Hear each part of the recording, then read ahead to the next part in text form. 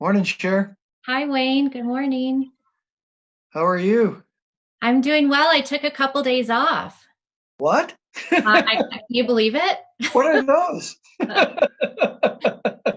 Yeah, I was just giving my colleague Jeff Fitzgerald some kudos for filling in for me for a couple of days so I could escape reality. So it was nice. The pandemic lockdown in our own basements. Vacation.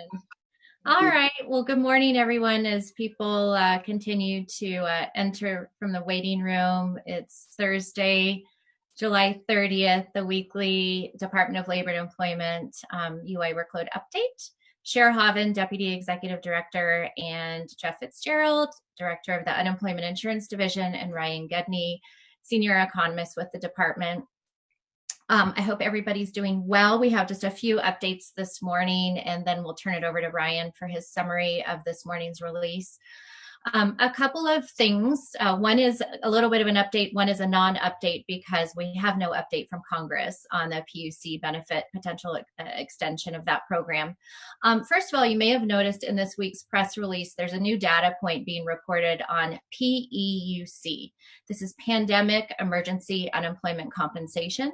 This is the additional 13 weeks of benefits provided under the CARES Act when an individual exhausts their regular unemployment. As you saw in the press release, we paid about $6 million of those benefits, and we'll continue to report on this data point as we move forward. The process for individuals to receive the PEUC benefit, again, needs to be separate from the regular unemployment benefit because that's state funded and this is federally funded. So an individual, we will do a couple of things. We'll notify them when they're coming upon the expiration date of their regular unemployment and direct them to file a PEUC claim. Again, for record keeping purposes, that's so that we can have a true accounting to the feds on federally funded benefits within the CARES Act. Again, the duration is 13 weeks. This is on top of the 26 weeks of regular unemployment that an individual receives. So we'll keep you posted as we continue to pay out those benefits. The other update, non-update, is status of pandemic unemployment compensation. So this is the $600 a week paid to every claimant who's eligible for either PUA, Pandemic Unemployment Assistance, or regular unemployment. You all probably know as much as we know, which is what direction Congress might take in terms of reducing the flat weekly benefit amount, giving states an opportunity to reprogram systems that would tie an individual's benefits to their wages or some variation thereof. So as of today, we don't have any indication that would guide us to start any reprogramming, but certainly a couple of things to note. Claimants who are still eligible for unemployment, able, available, and actively seeking work should continue to report that to us to keep their claims open. And when we get indication from Congress on what the fate of the PUC program might be, or a new program, and what the retroactive date would be for those benefits, we will quickly move to reprogram our systems, and those benefits will be paid retroactively depending on the date that Congress establishes. And just a final reminder on PUC, again, while the program expired July 25th, you may still hear from folks who are receiving a benefit payment after the 25th, depending on when their payment request date is. So we will see a few payments after the 25th, even though Saturday the 25th is the last week for which we can make those PUC payments. And then lastly, just a quick update on where we are with our virtual agent solution that we implemented a couple of weeks ago. We are poised to deploy phase 2 of this solution, this Google product, next week. And again, this will bring about added on functionality to what we have now in place, which is an either online or by phone engagement opportunity with a virtual agent to ask very high level general claims questions and then schedule a callback. Phase 2 involves connecting the claimant to their actual claim information, so it can be tied more specifically to the status of their claim, where they are in the claim determination process, when they need to request a payment. So again, it's phase 2 of a 3-phased project that we think will bring about just additional functionality and efficiency to our ability to deliver information to our claimant community. So stay tuned for updates on that. Checking for questions. No questions. I think I'll go ahead and ask Jeff, did I miss any updates you'd like to share? Just a couple things to add, Chair. Circling back to the FPUC, if and when Congress decides to take action to extend that program, it is very likely, just as the last instance of FPUC of the PUC, that claimants will not need to take any additional action in order to get those dollars. We will certainly communicate that broadly on the web and otherwise, but sometimes the question is, well, what do I have to do to get this extra 600 or 200 or whatever it might land on? And the answer is very likely nothing. So we will communicate that widely. The other thing I would add is that yes, talking about the virtual agent, we are in addition to customizing, we're also we've been analyzing activity over the last 2 weeks. So in addition to the deployment, adding some level of customization when they go in, and once they verify themselves, they'll be able to get specific information on their claim. We are also optimizing or further optimizing the virtual agent based upon the questions that have been asked over the last 2 weeks that we were not able to respond to. We are now adding those questions to the virtual agent. So again, it continues to get smarter based upon, well, what are the most popular questions that are being asked, and we're feeding that into the virtual agent. So we expect to see further optimization of that system that will likely result in no callback needed. And then the other thing I would mention, I've talked about it several times, and that the solution to customer service has got to be a marriage of technology as well as human capital. So I want to announce that we are also, as of today, we put out an announcement for 75 new agents that we're going to be hiring into the department. So if you know anybody that would like to help out fellow citizens in the area of unemployment insurance, please send them our way. The posting will be both in the share, I believe, on social media, as well as on the state job board, correct? Correct. And we'll send a link to that job posting in today's follow-up release. And so at Colorado Labor is where you can find the announcement for those openings on our social, probably within the hour. I think that's all the immediate updates I have, Chair. Okay. We can take a quick pause for questions. If there are none yet, we can go ahead and turn it over to Ryan and circle back with any questions folks might have. Oh, Jackie has a question. Let's see. Moderator, do we have everybody unmuted? Jackie, can you try and unmute yourself? Okay. There you go. Sorry about that. I didn't type one in, the question. The 13 weeks of federally funded additional regular unemployment money, where do you apply for that? Where does the claimant go to apply for that? Jeff, so that would be in our regular unemployment insurance claim system. So not in our pandemic unemployment assistance, but rather in the regular unemployment claim system filing area on the website. And those instructions, as we notify claimants that they're expiring and tell them what to do, that absolutely will be included in the guidance. Okay, so that's on your regular claim? Yes. Okay. Jeff, PUA claimants, do they then go into the regular unemployment claim system to file for PEUC? Well, to be clear, PUA was designed so that it's actually 39 weeks. If they have 39 weeks worth of eligibility, then they can stay on that system for 39 weeks to mirror the 26 weeks plus the 13 weeks of PEUC and the regular side of the house. So those two systems mirror each other in terms of 39 weeks of eligibility.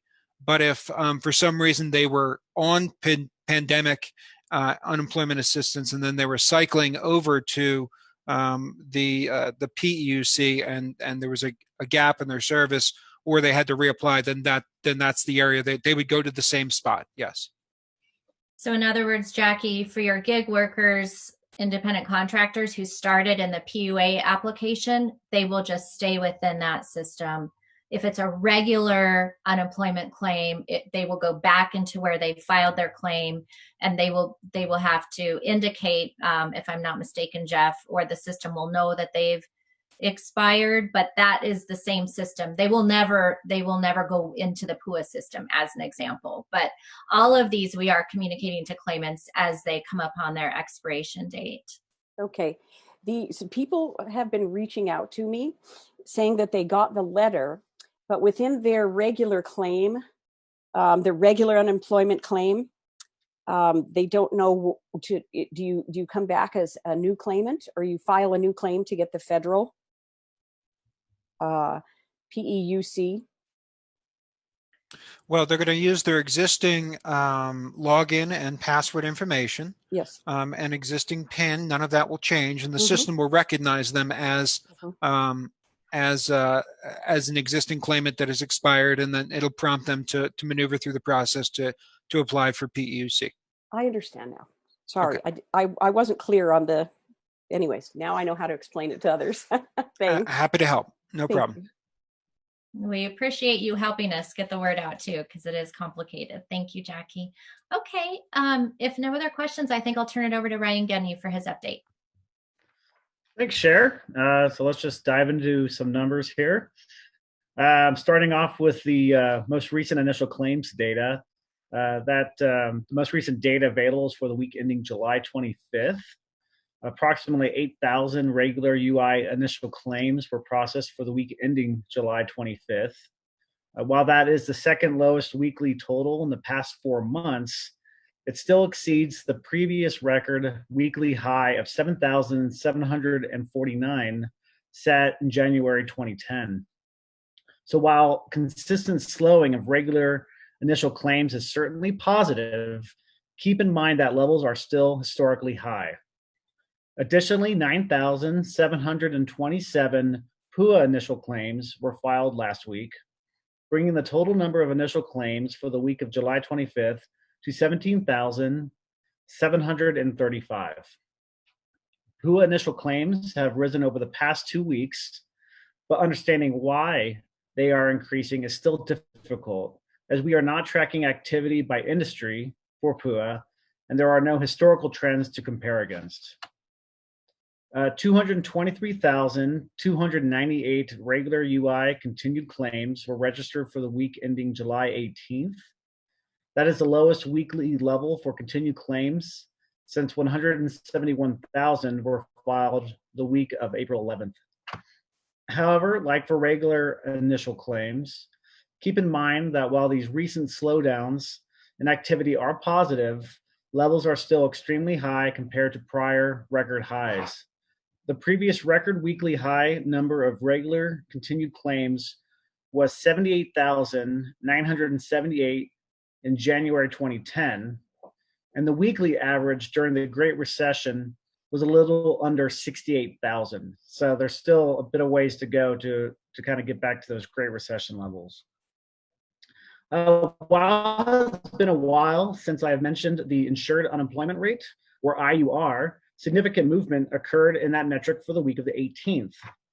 As a reminder, the IUR incorporates regular UI continued claim data from the most recent 13-week period and estimates the share of the state's UI covered workforce claiming unemployment insurance benefits. For the first time during the COVID-19 crisis, the IUR declined compared to the week prior, moving from 9.15% to 9.14%.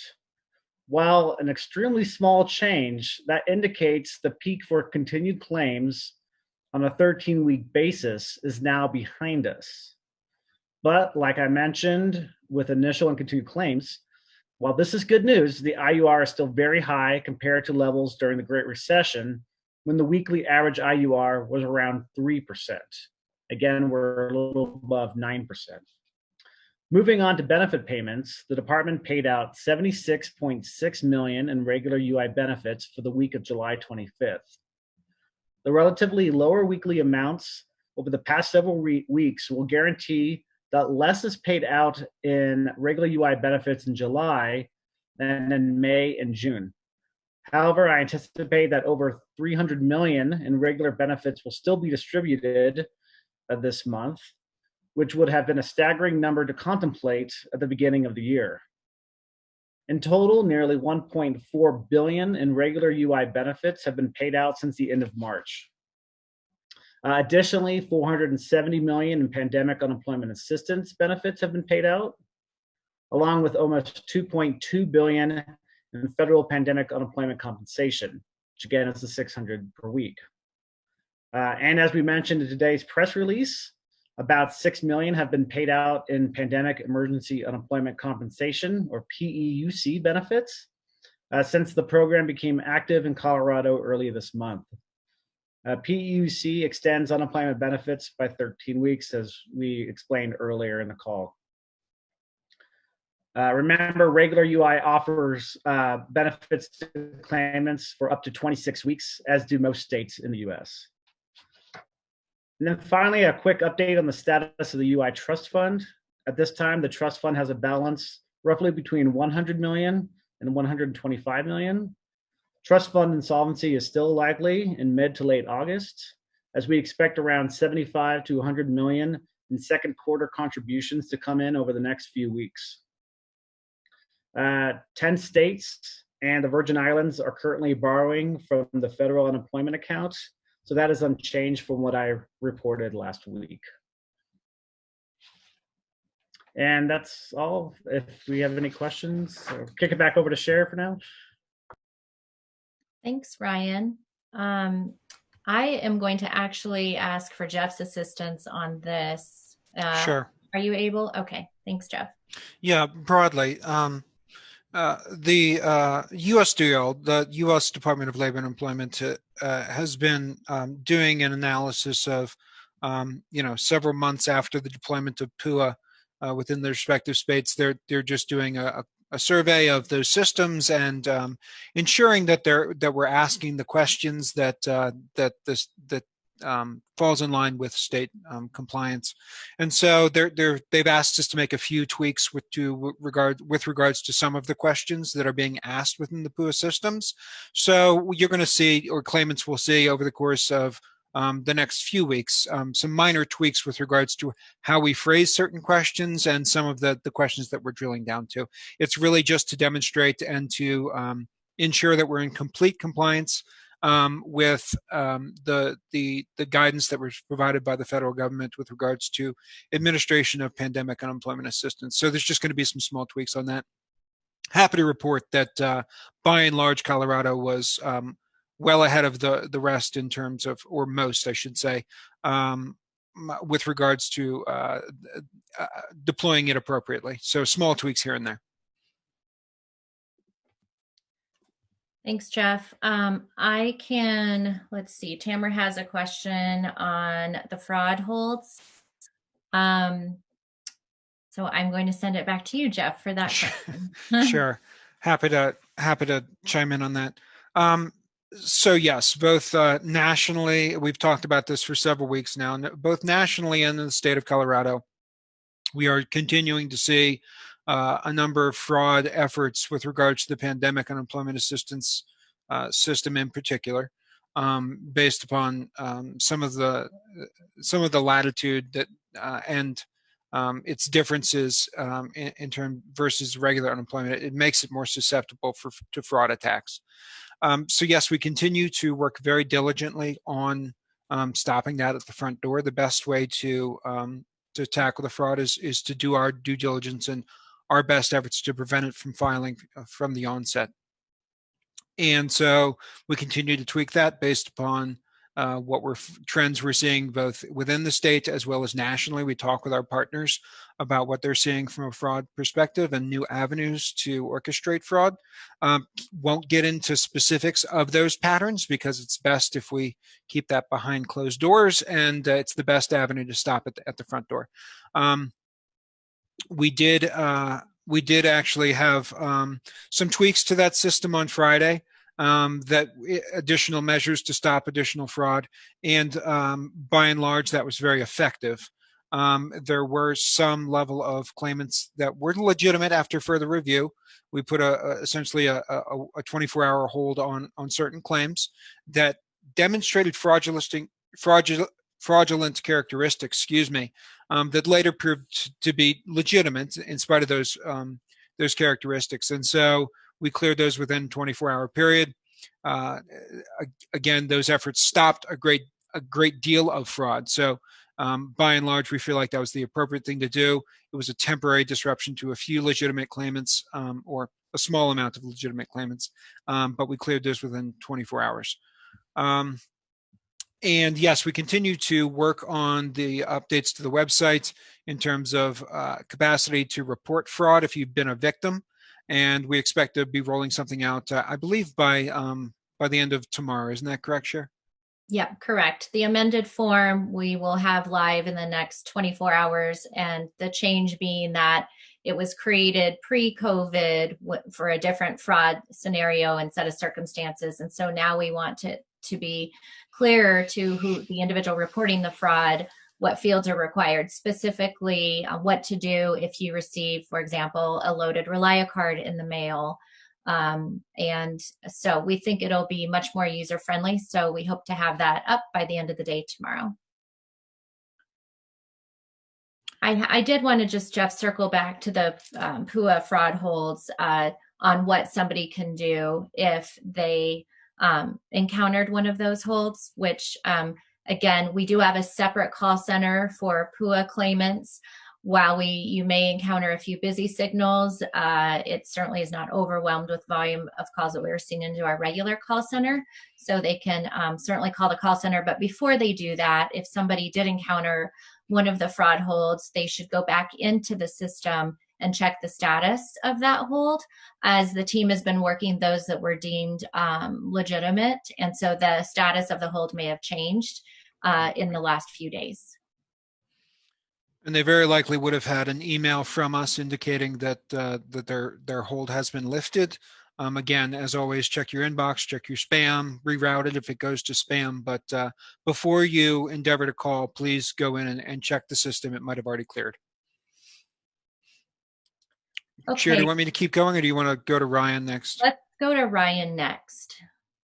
Okay, thanks. Yeah, so Dan, in terms of your question, if someone, say, blinks in and out of the UI system, are they, when they come back on, are they considered as a first-time claimant again, i.e. like an initial claim? They are. We have a number of different types of initial claims. New claims are, again, someone who hadn't filed before. We also have additional claims, which are someone who had filed before, gained or came off the system, gained employment, whatever, and then they are back on UI. And we have seen a steady increase in additional claims as a share of overall regular UI claims. So those are captured, and I also confirmed, I wasn't sure, but those are also captured in the like industry data, the county data that we send out. I'm not going to provide breakouts of those, but just know that those are baked into those initial claim totals. Jeff, would you like to take Aldo's question? Sure, happy to do so. Its question is with regards to the challenges associated with a 70% wage replacement, essentially, that would consider the base benefit and then a differential in the form of FPUC that would get to a 70% wage replacement. And so, and that was one of the packages or one of the ideas that was being floated for FPUC. I'm not sure how alive that proposal still is, but nonetheless, the concept was that it would be implemented as of October of this year. And a few comments on that. One is any level of customization is going to be more challenging in terms of programming as compared to a flat rate. As we've talked about before, extending a flat rate is what we've done, and it would be fairly simple and fairly straightforward to program that moving forward. I certainly recognize the counter argument with regards to, is a flat rate appropriate? So they were trying to get to a concept of a 70% wage replacement. So generally speaking, and the devil's in the details. But generally speaking, I'm fairly confident that by October, if that time frame was adhered to, we would have the capacity to do that programming to get that in place. It's just going to be more complex, and it will frankly require us to sort of drop everything else that we're doing from a technology standpoint and focus our efforts exclusively on that. One of the other just small details that I'll get into on this concept is it really does matter how they define 70%. So one of the things we've talked about at some length in these calls is the fact that the workforce is changing. And a lot of instances, folks have both W-2 work, regular employment, as well as 1099 IC, independent contractor work. And so when they talk about 70%, they need to be specific as to what they're talking about. Is it total income replacements? Is it just W-2 wages? For PUA claimants, is it just 1099 wage replacement? So the nuances really make a difference when it comes down to programming something along those lines and the complexity that might add. So the next question is, I think we answered part of Katie's question just now. Katie, at the top of the call, we discussed that we are now paying PEUC, Pandemic Emergency Unemployment Compensation. That might be the benefit that you're referring to. This is the 13 weeks of benefits on top of an individual's regular 26 weeks for state claims. PUA claims get the same number of weeks, 39 total. So this is a little bit of, yes, a new benefit tier, if you will, allowed under the CARES Act, which is 13 weeks of benefits. We did also have to endeavor on system reprogramming for that benefit. But since we're paying that now, that reprogramming is complete, obviously, and we're now starting to pay those extra 13 weeks. Jeff, do you want to tackle Jackie's question? Sure, I can get into that a little bit. Yeah, so it's more broadly about job refusals, and so a few details. One is, I've talked about this in previous weeks, but it bears repeating. That is that if you're an accountant for an organization and you were separated or furloughed for a period of time, they can't ask you to come back as, the marketing person all of a sudden. So it's a matter of being similarly situated with regards to a job refusal. So any job refusal is adjudicated based upon the facts of that job refusal. So if there is a significant pay differential, that will be one of the elements that's considered. So it's not a silver bullet necessarily, but it's one of the elements that's considered. So I think that's the best way to answer that question. In terms of the next question on number of employers who have offered job back and the former employee did not take it. Yes, we have some updated data on that. Let me get to that real quick.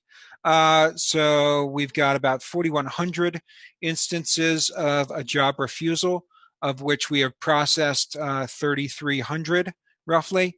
And similar to the previous weeks, we're at about 17% where there's a denial of benefits. One additional point that I have talked about in previous weeks that I'll emphasize here. One additional point is that within that 16% denial rate, we're seeing, I now have information that 10% of that 16% is based upon the fact that the reason that they gave for not going back to work was that they were making more on unemployment. And as I talked about extensively, that's not a legitimate reason not to go back to work, and we would deny benefits if they reported that that was the only reason they did not go back to work. So we are in fact doing that. Can I just circle back so I don't lose it in Katie's question just about standing up a new system? The instances of fraud that we saw with a PUA application had nothing to do with the system itself. It had to do with the eligibility requirements of self-employed and gig workers.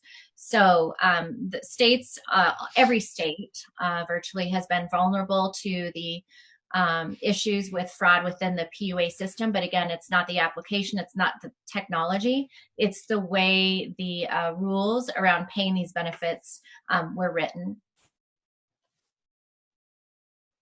Yes, there will be a press call next week. I can take the next one, Chair. Okay. So the straight answer to the question about are any of your systems still running on COBOL is no, is the answer. We do have some, and I'm not a programmer, but we do still in the background have some dependencies on databases that are orchestrated around COBOL and originally designed within COBOL. But the answer to the straight answer to the question is no, our systems are not still running on COBOL. Has everything been upgraded and modernized? The answer is no. That's a continued effort. We continue to modernize and update our systems. We continue to refine them. So no, that's an ongoing process. Jeff, what was the job refusal denial rate before the pandemic?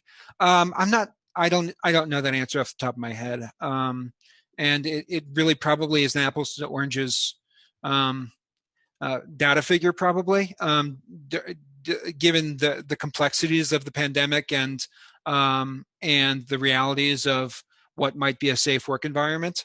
In terms of congruence to what the governor has put forth in terms of the conditions and so forth, and the expectations around social distancing and the like, and vulnerable populations. I'm not sure that would be a valid data point to compare the two.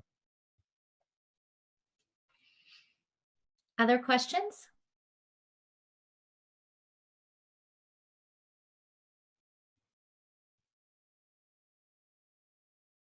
Okay. Every time I say seeing none, then we get some in. So I've learned to have just more of a pregnant pause here before I conclude the call. But okay, well, seeing none, we will go ahead and conclude this week's call. We will have a call next week. And just send me an email or a text if you have any follow-ups. I hope you have a great day and a safe weekend. Take care. Bye-bye.